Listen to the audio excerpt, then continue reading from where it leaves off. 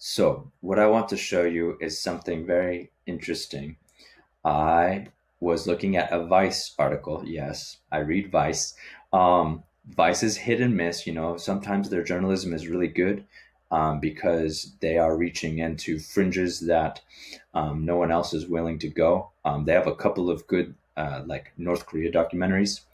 Other of their documentaries aren't so good. Even one of their North Korea ones, I don't really appreciate.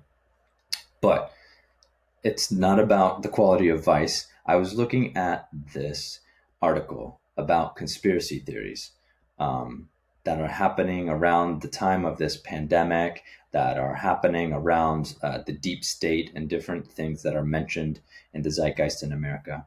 And so, what's actually relevant to this is I was looking through and I saw way down here in this paragraph, it's talking about this guy. His last name is Good. And it says, Good has launched what he calls the Accelerating Ascension online course. And it says in some parentheses here, it says, quite literally, Corey is the Enoch of our modern times, sent to our planet to reignite the Christ consciousness message of love, forgiveness, and service to others in preparation for the most extraordinary time in our recorded history. So there's a lot to unpack in there, but it's very interesting that whoever is doing marketing for this guy's site about the selling and making money off of New Age ideas thought to use Enoch as a comparison, as a parallel. And why would he have done that? Because Enoch is a religious touchstone, is sort of this picture of relating to God, of ascension, right? What it seems happened in the Old Testament is an ascension. Enoch is caught up. So I went and looked at this guy's New Age website, crazy stuff, and you always know it's the New Age and it's cult-like behavior when people are trying to make money off of this stuff.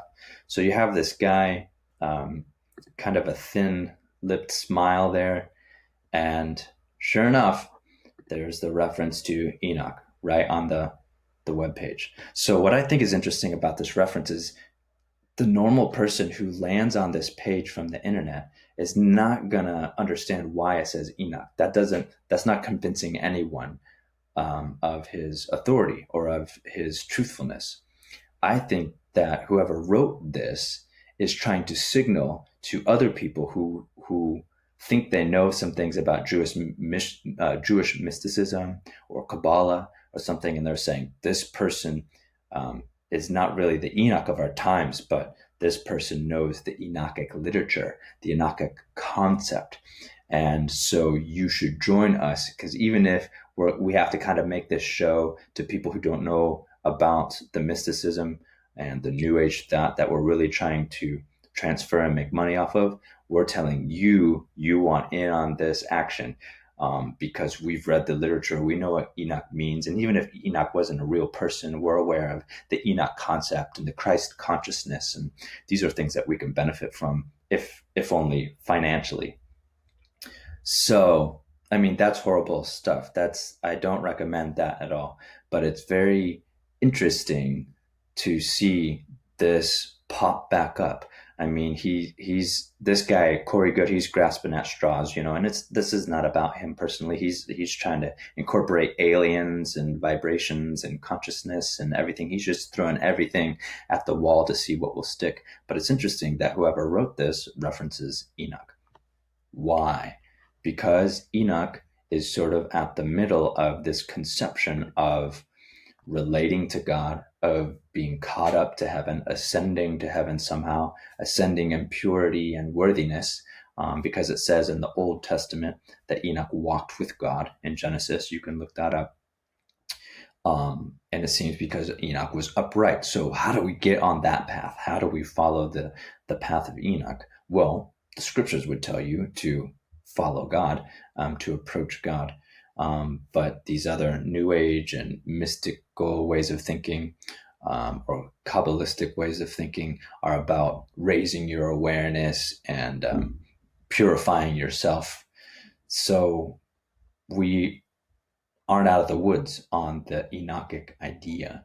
And I think the framework of Enoch, um, if you're a Christian who's reading 1 Corinthians 6, and Paul doesn't say the word Enoch, he doesn't tell the whole story about Enoch. If you're reading 2 Corinthians and Paul's talking about him going to the third heaven, but he doesn't say the name Enoch, he doesn't say ascension, he doesn't say, rapture or God took me up. But the framework he's using, the narrative he would have been thinking of, is most likely the story of Enoch. And so it's very important, not only to Paul, but also to us who are trying to understand what Paul is saying. Paul says the saints will judge the world. We will judge angels. Paul puts himself in solidarity with the believers. So what does that mean? What is Paul thinking when he says we? We need to know that. And so I think Enoch is part of that. And we'll probably dig into that even more as we look at the New Testament. But I wanted to show you how this idea is out there. Enoch is this touchstone of mystical ascension, of being in the heavenly realms, of being someone special who's a messenger of God, a special connection with God. And if someone can sort of dog whistle in a New Age context about Enoch, Christians, New Testament believers certainly should know a little bit about Enoch, enough to know what the scriptures are meaning and what the scriptures are recommending as far as Enoch goes. So that's our little excursus into the concept of Enoch. If you have any questions, feel free to comment or message me. But I hope to kind of dig in, and I keep saying that word, I think, get started on 1 Corinthians 6, sort of exegetically, and look at what's going on there. Thanks for watching.